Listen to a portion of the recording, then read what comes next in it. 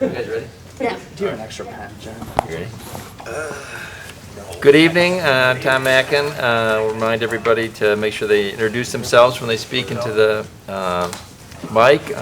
This is the Perrysburg City Council meeting of January 19th, 2021. Could the clerk please call council to order? Okay, Ms. Bourne. Here. Mr. Kuhlman. Here. Ms. Materney. Here. Mr. McCarthy. Here. Mr. Smith. Here. Mr. Van Hoosen. Here. Please join me if you're able in standing and saying the Pledge of Allegiance. I pledge allegiance to the flag of the United States of America and to the republic for which it stands, one nation, under God, indivisible, with liberty and justice for all. Before we get to the heart of the meeting, I do want to take a moment. Last week I had the privilege of swearing in 2 new police officers for the city of Perrysburg. And at that time, given what happened at the Capitol and the loss of life of a Capitol police officer, I made sure to point out to thank our police officers who were there and their leadership for their service and their dedication to making the community safe. Tragically, the Toledo Police Department lost an officer last night, Brandon Stalker. So we want to take a moment silence in his memory and to think about his family and his family with the Toledo Police Department. It's also, I think, appropriate. Gary Samples, a longtime member of this city council, who many of you knew and were friends with, also passed away. So if you would please join me in a moment of silence in their memory.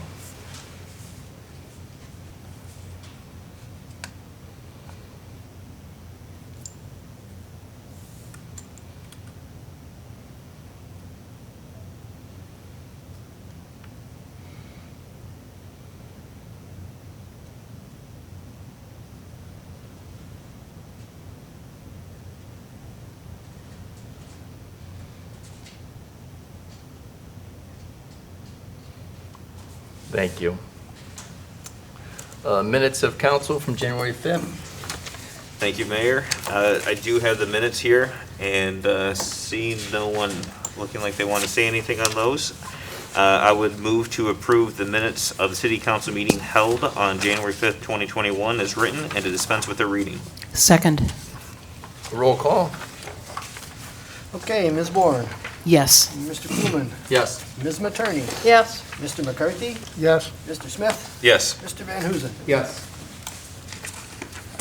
We have no special reports today. Letters, communications, citizens' concerns. Anyone has citizen concern, now is the time. Seeing none, we'll go to administrative reports. I have no report, but I do have recommendation for Planning and Board of Zoning Appeals, Megan Wolfinger, who we can take at your, or we can do now, whichever you prefer. We can take care of it now. All right.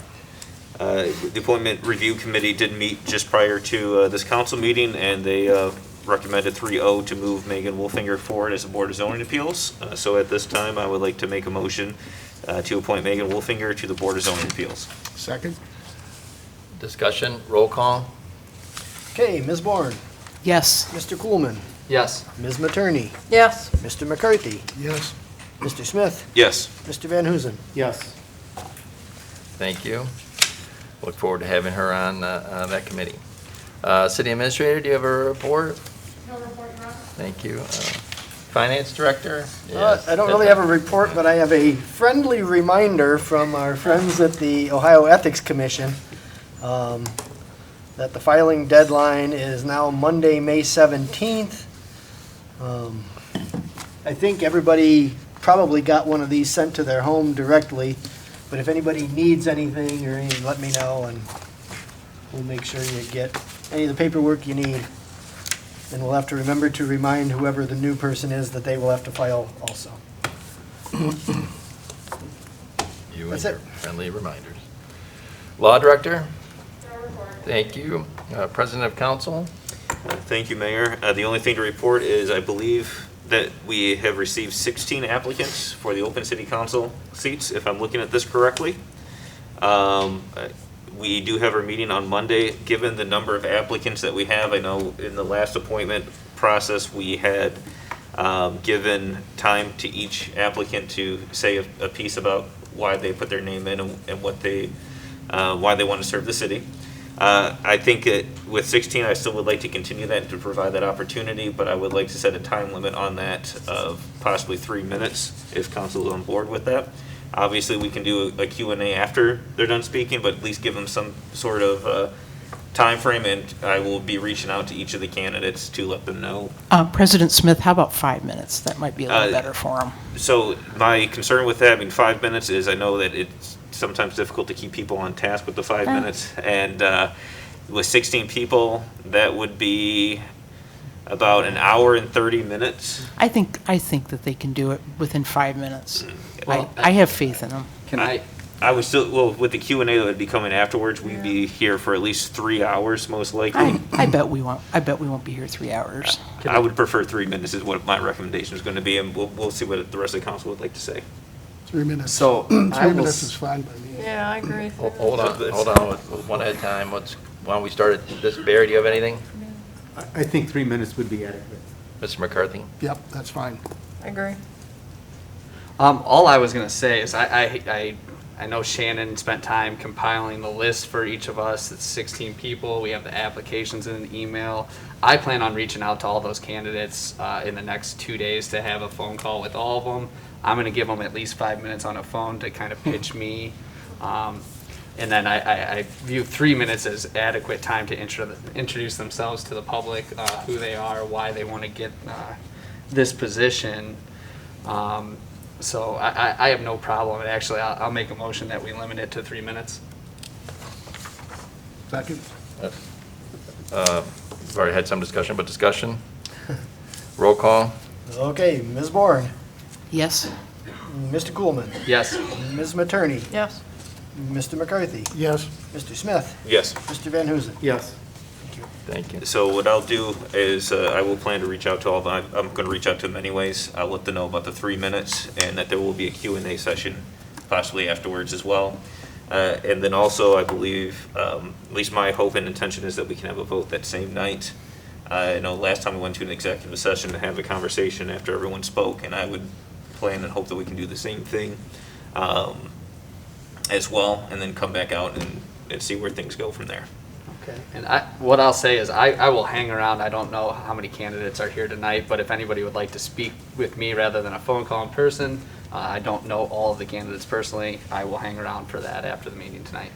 And as a reminder to myself, this is Jonathan Smith, President from City Council, that we, with the listeners that we have in, we should make sure that we're cognizant of saying our names through the microphone, and it just kind of clicked in my mind right now. So I apologize for not remembering that to those who are listening. We'll make sure we got a notice for the meeting. You have an agenda draft. All right, excellent, thank you very much. So I think administration's here to help facilitate to the extent we're needed and to stay out of the way otherwise. Thank you very much. Anything else, President, Council? Nope, that is the end of my report. Thank you. Committee reports, Finance and Economic Development. We haven't met, so we don't have any report. There's a resolution. We do have one piece of legislation. Oh, okay, I guess we go ahead and introduce that. With that said, I'd like to introduce Resolution 2-2021. Move that the rules be suspended to allow first reading by number of title only and to dispense with the second and third readings. Second. Roll call?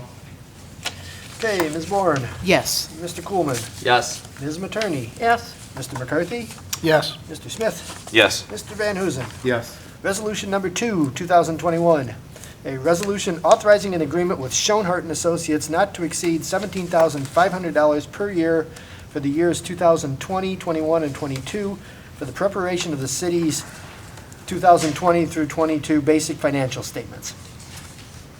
I would then move the Resolution 2-2021 be passed as an emergency measure. I'll second. Discussion? Roll call? Okay, Mr. McCarthy, Yes. Mr. Coolman, Yes. Mr. Van Huzen, Yes. Ms. Bourne, Yes. Mr. Smith, Yes. Ms. Materney? Yes. Thank you. Thank you. Okay, I'll try not to skip anybody this time.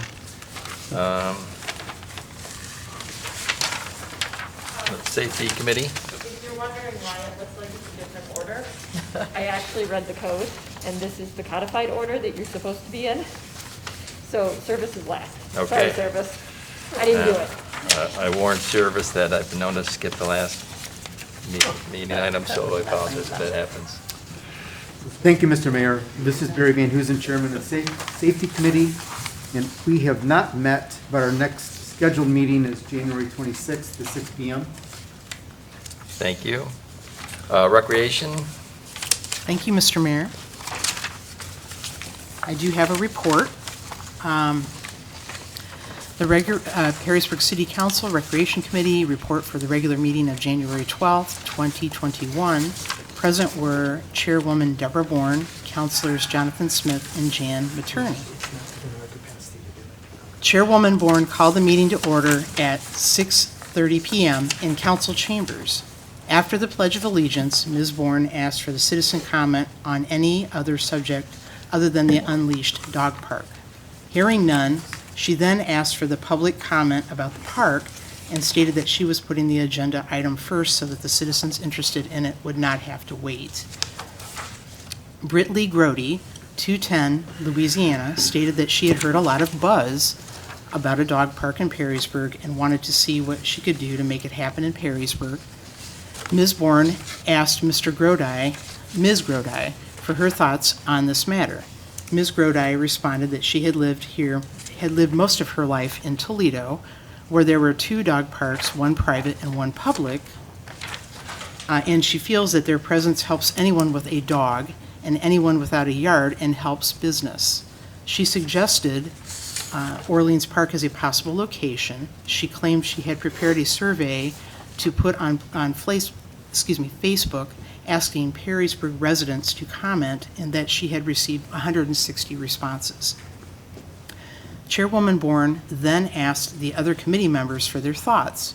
Mr. Smith said that he had brought this up at council before COVID-19 and numerous members of the community wanted this to go forward. He presented a copy of the Middle Grounds rules and regulations for the committee's review. He confirmed that the Middle Grounds is a public unleashed park in Toledo. After discussing this proposal with the dog warden in Wood County, our retired animal control officer, and the Bowling Green dog warden, he concluded that we were overthinking the private aspects of the dog park when the public park would be more feasible. An example would be posting rules and regulations to bypass liability. After reviewing Orleans Park, he felt that there are better options. Bicentennial Park has a strip of land that is not being used. Also, Three Meadows Park has a space along the pond and toward the back. Woodland would not be a possibility because of frisbee golf and other sports. Rotary Park would be an ideal location because there are currently no sports played there. He calculated that a 1,200-foot linear fence would cost on the low end $15,000, so on a 1,900-foot fence, there would be $25,000 to $26,000. Mr. Smith concluded that his suggestions are not an official recommendation to council and would appreciate thoughts from the administration. Ms. Materney stated that she liked the idea of a dog park, but not in Orleans Park because of the high usage of certain times of the year. She's in favor of Bicentennial Park. Her only concern was that the 3-dog limit, and that is a personal opinion. She asked about the management procedure for the park. Mr. Smith proposed the possibility of using a private group of volunteers to manage the park. Mr. Smith stated that Middle Grounds has separate areas for large and small dogs. He said he does not have a dog, but his in-laws have 2 Chihuahuas and he's very familiar with their habits. Chairwoman Bourne asked if Mr. Smith was making a motion or is this just discussion. She suggested that this subject be referred to the Planning and Zoning Committee of Council because this committee are not planning and zoning people. Chairwoman Bourne asked that the legal opinions be requested. Mr. Smith disagreed with the suggestion. He did not make a motion, but said it would be a good idea to set aside $25,000 in the park budget for an unleashed dog park. He said he wanted to reach out to the Planning and Zoning Administrator, Ms. Materney, sorry about that. Materney said she also agreed with the most proposal except the 3-dog limit, but that was a personal opinion, as I mentioned before. She said that the funds should be allowed because they are not spent and they can be rolled back into the budget. Mr. Smith would like a conversation on finance and rules. On old business, there was no discussion of any old business items. On new business, there was no other business. On the PrAC report, the next meeting will be in April. Connor Patrick and Jessica Kemp were reappointed to another term. The adjournment was at 6:52 p.m. The next meeting will be Tuesday, February 9th, 2021, at 6:30 p.m. Minutes prepared by Deborah L. Bourne, Chairwoman, January 19th, 2021. Thank you. Thank you. Let's go to Personnel Committee. Thank you. All right, there was a meeting held January 7th, 2021. Present were myself and Tim McCarthy as council members. Also present were Bridget Cabot, Kate Sandretto, and Alice Godsey. We approved the minutes, then we discussed the wage range for the engineer position. The committee considered a proposed change to the wage range for the city engineer position. Ms. Chalfant stated that the job description has been updated to add more emphasis on design work. Ms. Cabot provided salary information for this position and other city leadership positions. She said that in discussions with engineers from other government agencies and private engineering firms, she has been told that our current wage range for the engineer position is under market value. She said that the actual average salary for this position is $105,000. She also said that the city would save $85,000 a year by having an engineer design the annual resurfacing project. John Eckel, the former assistant to the administrator, was present and stated that in the past the engineer position was more of a project engineer. When asked, Mr. Eckel said that this position, doing the design work of the resurfacing project is very doable, and they could also do the design of some small water and sewer line projects. Ms. Godsey explained the process involved in obtaining a professional engineer designation, which would be a requirement of the position that we're looking for. The committee discussed how creating the construction inspector position has more than paid for itself by eliminating outsourcing inspection services on certain projects. The committee agreed 2-0 to recommend approval of the increased pay range to $94,944.74 to $116,043.57 for the city engineer position. Ms. Cabot said that the people she has talked to felt that we would be able to attract a pool of qualified candidates with that range. Mr. Kuhlman said that he would like the salary range chart to be discussed and updated annually to make sure our people are paid correctly. Mr. McCarthy asked who the engineer reports to. Ms. Cabot said that it currently reports to the service director, but they will be taking a look at that because this person will also be working with the director of public utilities. Mr. Kuhlman said that he agrees this person should report to the administrator. With that part of my report, I'm going to go ahead and introduce Ordinance 1-2021. And at this one, and move that the rules be suspended to allow for its reading by number and title only and to dispense with the second and third readings. Second? Roll call. Okay, Ms. Bourne, Yes. Mr. Kuhlman, Yes. Ms. Materney, Yes. Mr. McCarthy, Yes. Mr. Smith, Yes. Mr. Van Huzen. Yes. Ordinance number 1, 2021, an ordinance amending ordinance number 37, 2019, previously adopted on September 3rd, 2019, amending code section 266.15-2 to amend the wage range for the city engineer and declaring an emergency. I move that Ordinance 1-2021 be passed as an emergency measure. Second? Discussion.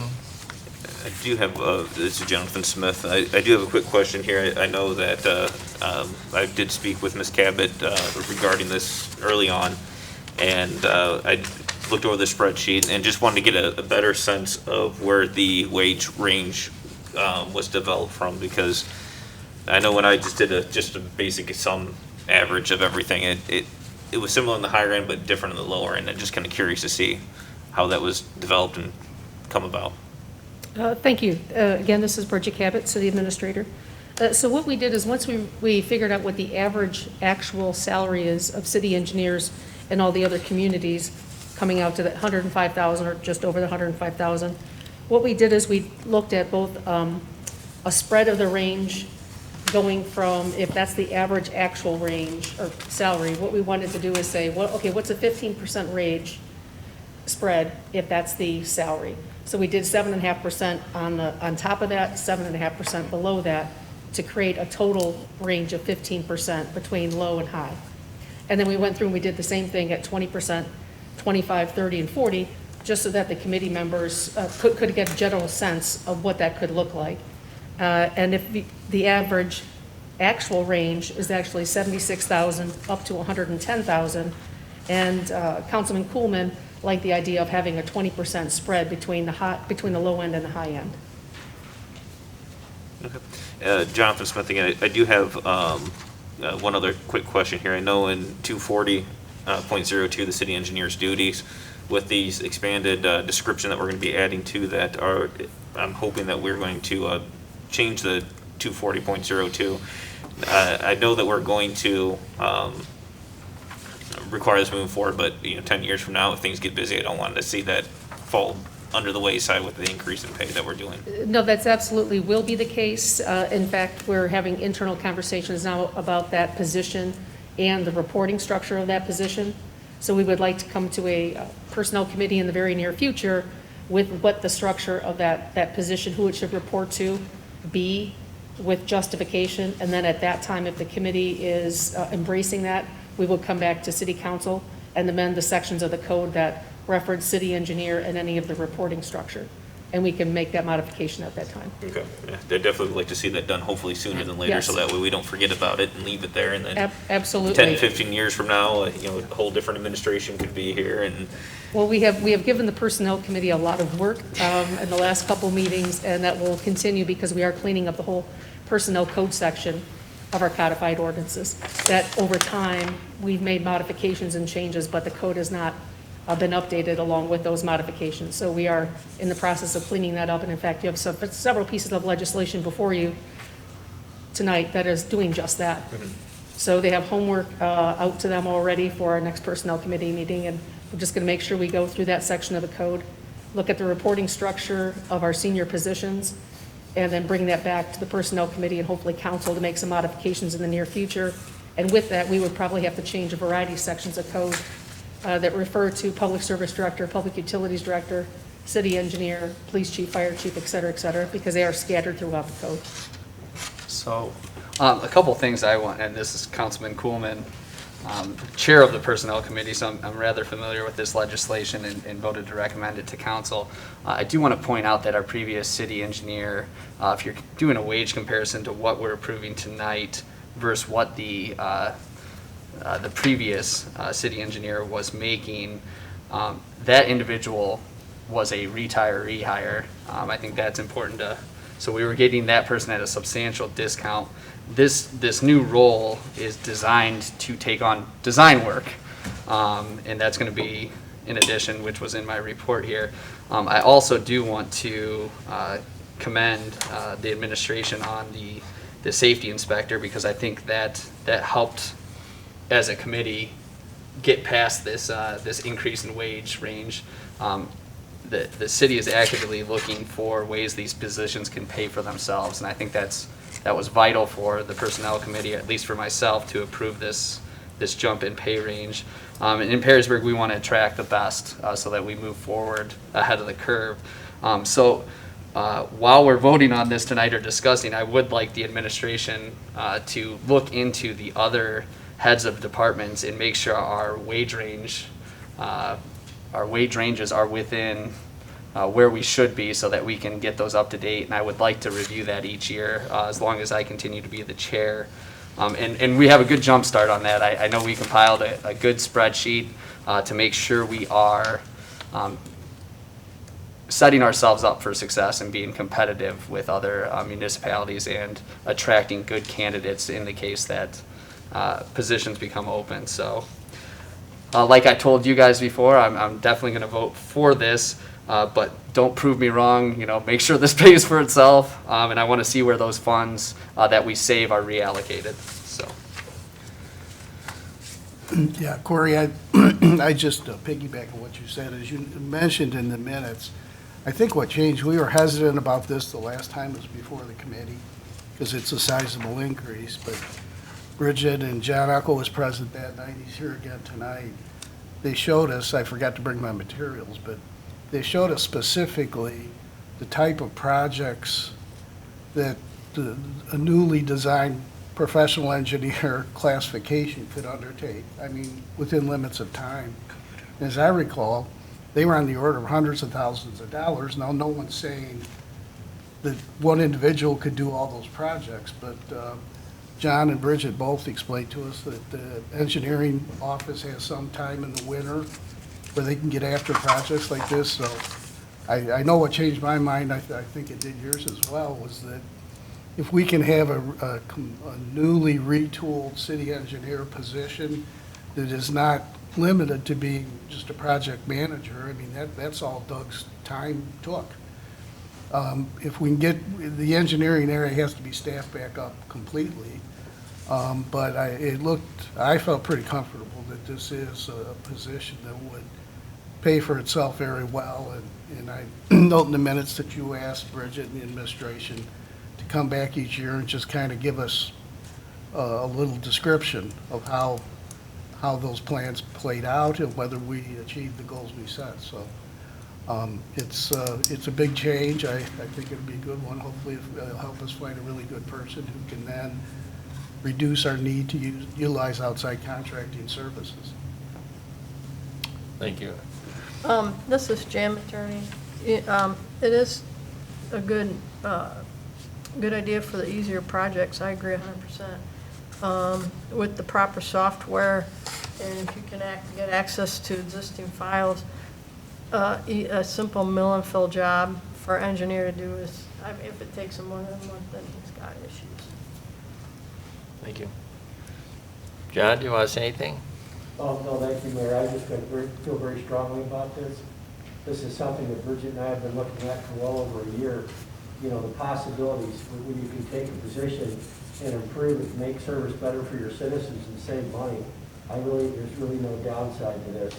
And, you know, once we get the engineering department division, whatever we like to refer to it as, fully tooled back up with personnel, I think you're going to see some real results.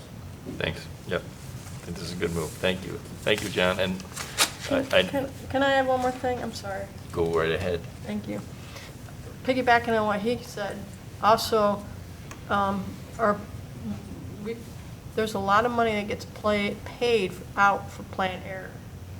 This should eliminate a lot of that, because the individual, the engineer, will be the city engineer and should know any of those areas where there's questions or they're not sure of what's underground or anything like that. But anyway, go ahead. Good. Thank you. Any other discussion? If not, roll call.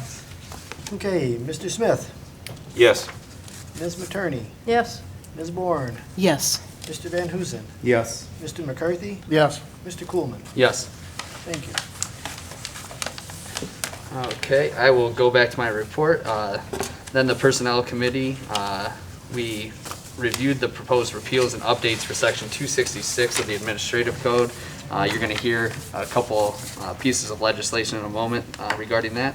The committee reviewed 4 ordinances regarding the Personnel Code that were distributed at the last meeting. Ms. Cabot said that those code sections are either covered in collective bargaining agreements or in the employee handbook. Ms. Andretto said that regarding the ordinance dealing with the Family Medical Leave Act, it makes more sense that we follow the state and federal rules since we are required to anyway. That way, if there are any changes to the rule, we don't have to keep updating the ordinance.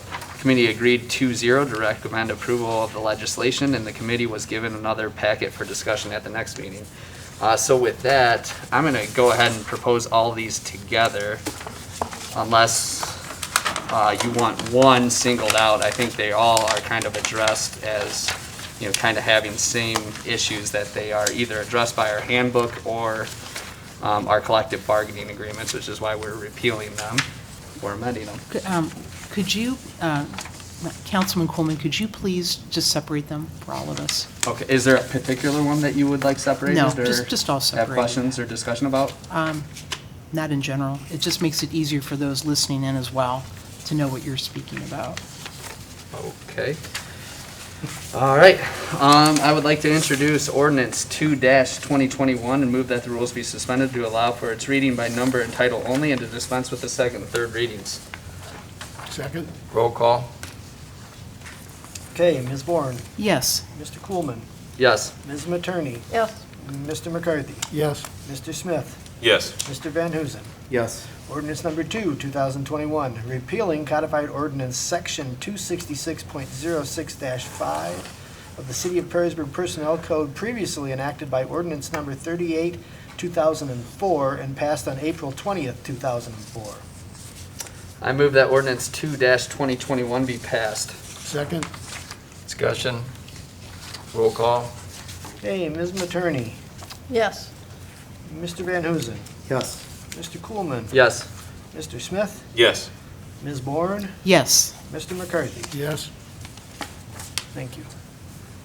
I would like to introduce ordinance 3-2021 and move that the rules be suspended to allow for its reading by number and title only, and to dispense with the second and third readings. Second? Roll call. Okay, Ms. Bourne, Yes. Mr. Coolman, Yes. Ms. Materney, Yes. Mr. McCarthy, Yes. Mr. Smith, Yes. Mr. Van Huzen. Yes. Ordinance number 3, 2021, repealing codified ordinance section 266.06-6 of the City of Perrysburg Personnel Code previously enacted by ordinance number 10591 and passed on November 5th, 1991. I move that ordinance 3-2021 be passed. Second? Discussion. Roll call. This is Oh, sorry. Councilwoman McCartney.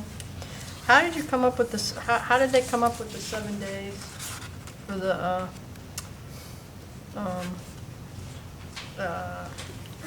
necessary time off for reassignment shall not initially exceed 7 calendar days per incident? So this is City Administrator Bridget Cabot. So this section of the code we are looking to repeal, because that is language that is in the police division's collective bargaining agreement. So that language was negotiated at some point in time in the past. Okay, So since it's already contained in that document, we would like to remove it from the codified okay, ordinances. thank you. My bad. Roll call.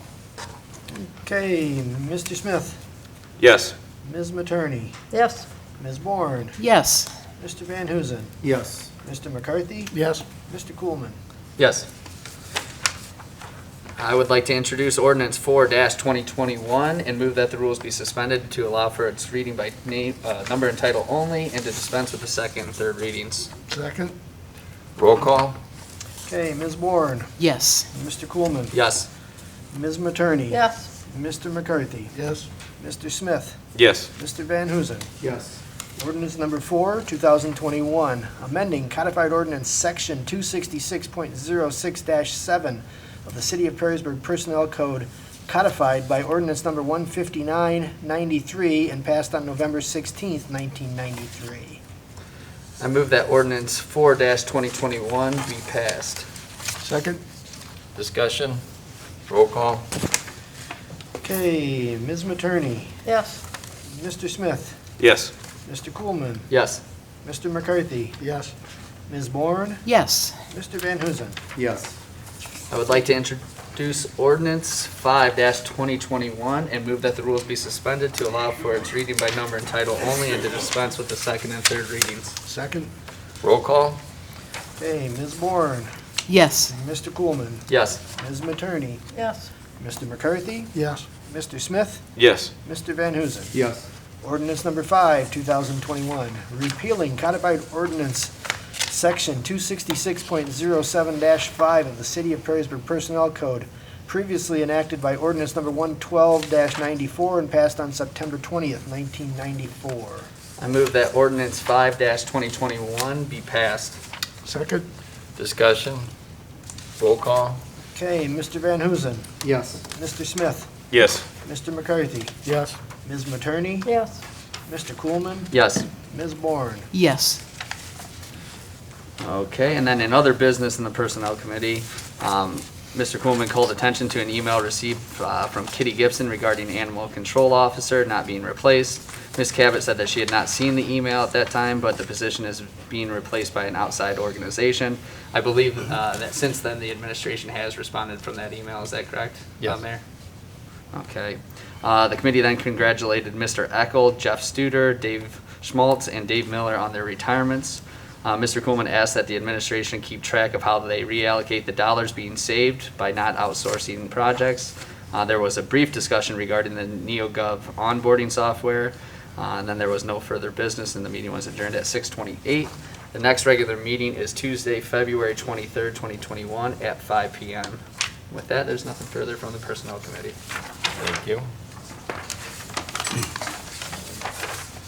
Did ours do planning and zoning? No. I skipped it over. Yeah. Planning and zoning? Thank you, Your Honor. This is Tim McCarthy. Not on my list. The Planning and Zoning Committee met on January 13. Present were myself, Corey Coleman, and Barry Van Huzen. Also, our city administrator, Bridget Cabot, Kate Sandrella, our law director, and Brody Walters and Mark Easterling from the Planning and Zoning Department. The first two items have already been disposed of. So we took up, Glenn Grisdale, our economic development consultant, was present to discuss the possibility of an amendment to the CRA ordinance for CRA District 1. And I should mention, that CRA District 1 consists of the downtown area and the surrounding 75 acres. Specifically, the amendment would provide incentives to spur new and revitalize mixed-use development and residential opportunities in the downtown. Currently, CRA 1 only provides incentive for commercial land uses and not residential. Mr. Grisdale said that he would not recommend including single-family residential for any potential abatement. The CRA Housing Council had discussed this at its meeting in November and felt it should be passed on to the committee for further discussion. Mr. Grisdale said amending the CRA would help to encourage additional residential land uses in the downtown footprint, and it would be good for downtown businesses who would receive the benefit of that new development. Corey asked about how this subject came up if there is no specific proposed project. Mr. Grisdale said that he spoke to a developer who did a project in downtown Sylvania and received abatement. The committee had some concerns because with residential abatement, there is no requirement to make the schools whole. I asked if multifamily residential could be defined as commercial for these purposes, which would allow a school donation agreement. Mr. Grisdale said that he would have to run that by the state since they administer the CRA program. I again said that that was a critical factor to me because I'd be concerned if an apartment-type use could come in with no school donation agreement.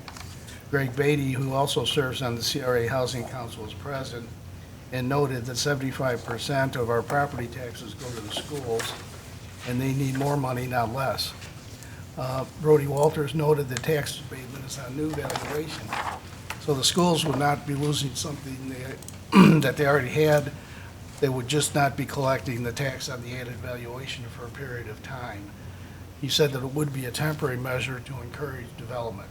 Mr. Grisdale said that the footprint of CRA 1 is less than 75 acres and it may never be used.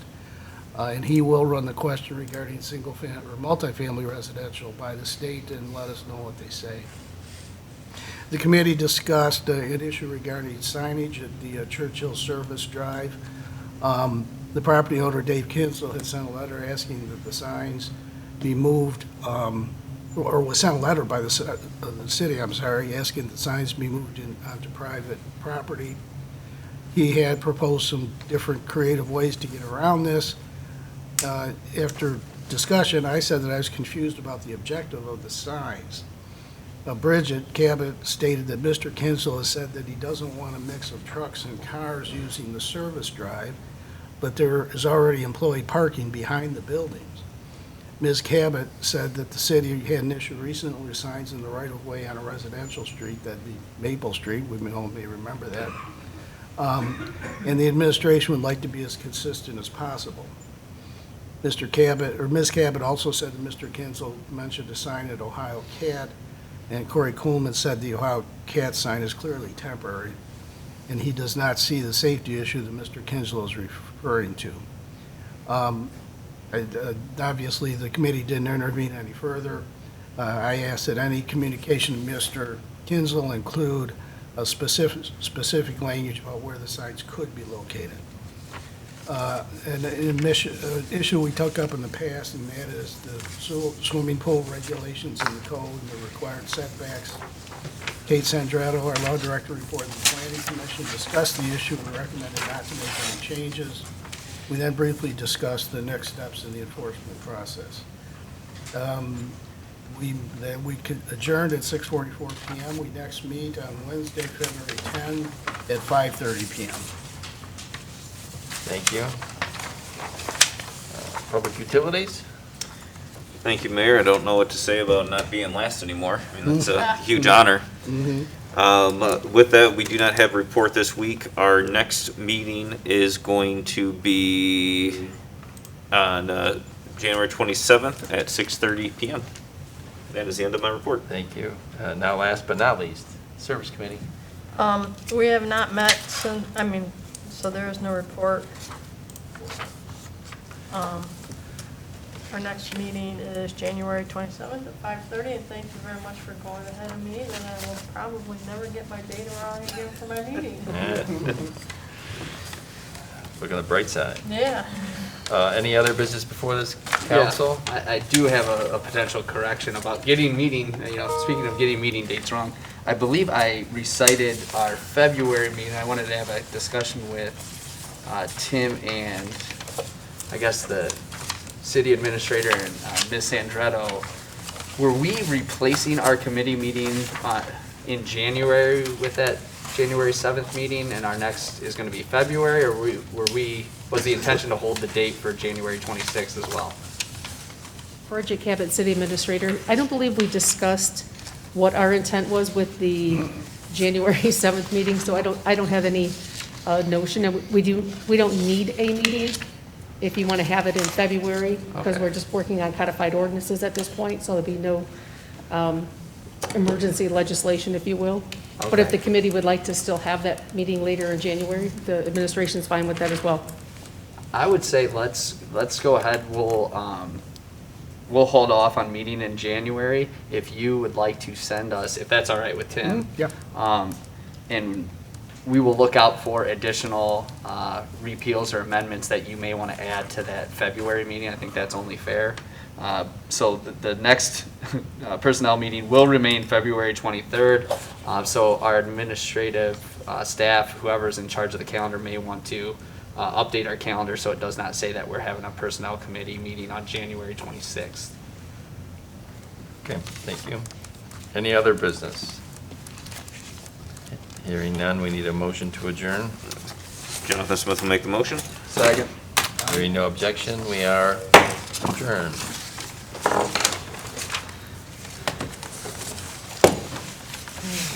Start